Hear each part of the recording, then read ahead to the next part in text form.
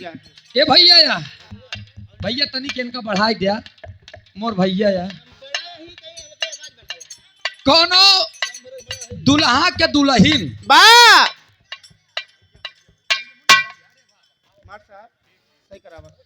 ई मुन्ना भैया हमारे यहाँ अब की बार भावी प्रधान पद के प्रत्याशी हमारे जिगरी आ रहा है बा चिंता जी करा जितबा अब की बार प्रधान है तो फिर हम आऊबे बहुत बहुत नमस्ते प्रणाम बस सब अपन देखा कहते नहीं दुनिया भले जाए चूल्हे बाड़ में हर इंसान लगे हैं अपने जुबाड़ में। अरे वाह हाँ तनी आवा एमार साहब कोनो दुल्हनी के दुल्हा अपने मेहरारू से गर्मी के समय में गर्मी के समय कहा तो ये सैया अरे बाप रे बाप पत्नी भीषण गर्मी बा तो मान ला ठंडी आएगी तो कोनो सवाल ही न पैदा होत होई मन से धुआ कहा तई काहे का चाहती है कहे सैया एक बात बताई कहे का कहन हमका का ठीक कूलर ले आई देती कहन कूलर कहन हाँ जब कूलर लई आए देन तो बेचारी पहली बार कूलर पाए रहे पलक खोस देस और करे बाद आन के जल लगा कूलर चलाई और जब कूलर चलाई ला तो एक सामने जाके आराम से ओलर की पहुल गई भैया और जब ओलर के 15 मिनट में पसीना सुखाई गया और जब 15 मिनट पसीना सुखाई गया तो है हवा अब गरम लागई ला जब गरम लागई लाग तो देह ऐठाई ला देह ऐठाई लाग तो अपने संयक बुलावत ये पिंटुआ के पापा उन भागत भागत तहन लाइट मार देस कार एक हा आन जल्दी पलक निकाल दे कहन तो का जट लेस कहन के कहन ललनवा जट ले महारानी गाड़ कहन कैसे जटेस कहन ई कूलर तो का कह रे ठंडा वाला लई गरम हवा देत आवा देखा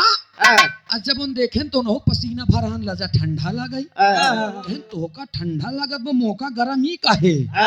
मेरा रुआ कहा सुना सुना का बताओ तुम्हार साहब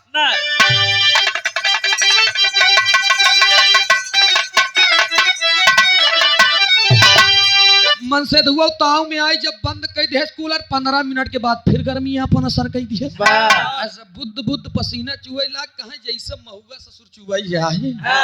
वैसे शरीरी से पसीना चुअल अपने दुल्हा से बतावत का बताए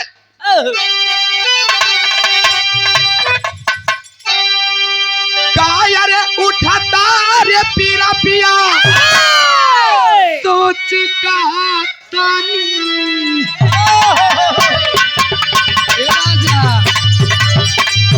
अरे उठाता रे पीरा पिया सच कहतानी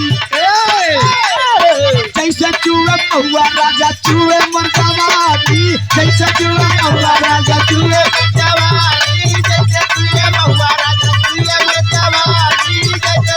हां चूहे मरदवानी राजा चूहे मरदवानी राजा चूहे मरदवानी हे रुचि कहू का हाय रे गरमिया छोड़ाई देला पानी हाय रे गरमिया छोड़ाई देला पानी हाय रे गरमिया छोड़ाई देला पानी हाय रे गरमिया छोड़ाई देला पानी हाय रे गरमिया ए तब मर्दबा के सुना सुना चढ़ल बा जवानी रानी मार के रखा ताला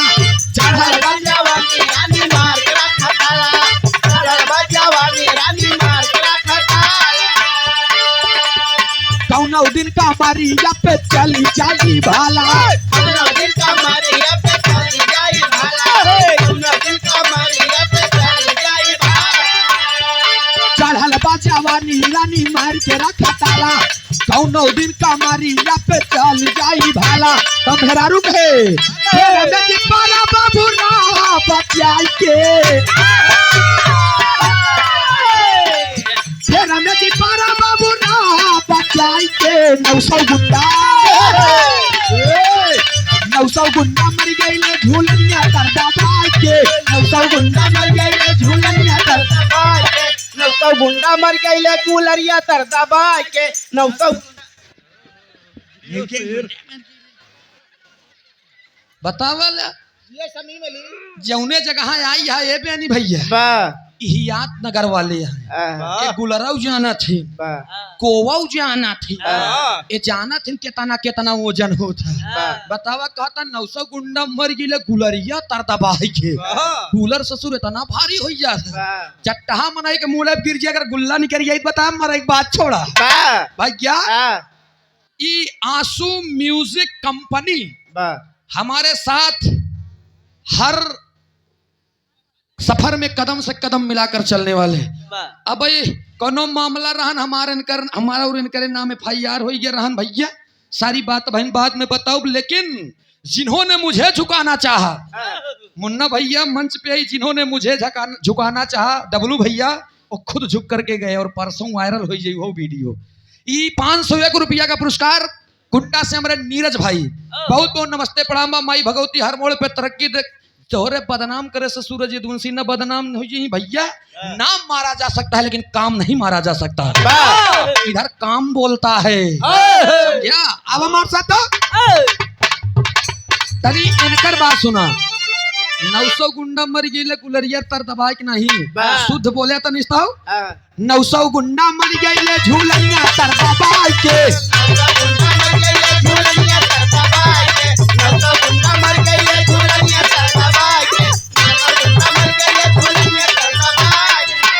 लड़का कहा दशोरा सुना, कावन विटामिन खालू पीने पे दिन चिकन डालू।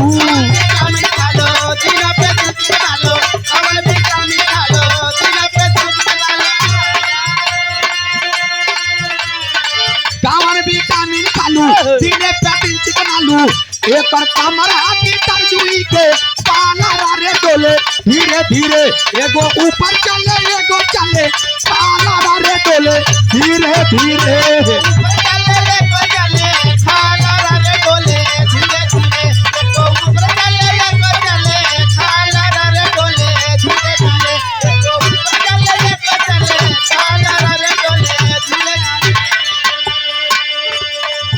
अरे हमारा बुलेट पे कहीं दो पड़ी ठीक है।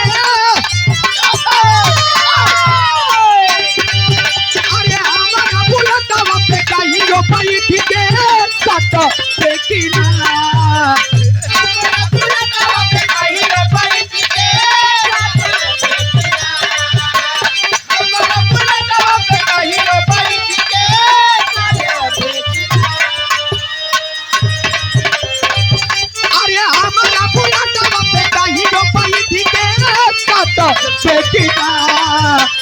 बोल रे पतर की, बोल रे पतर की हमारा से पटा बेकिना। बोल रे पतर की हमारा से पटा बेकिना। बोल रे पतर की हमारा से पटा बेकिना।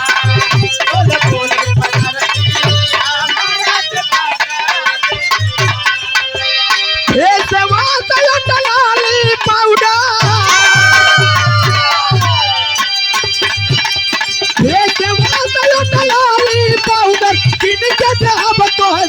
लबर तुम बना लो बरमान, लबर तुम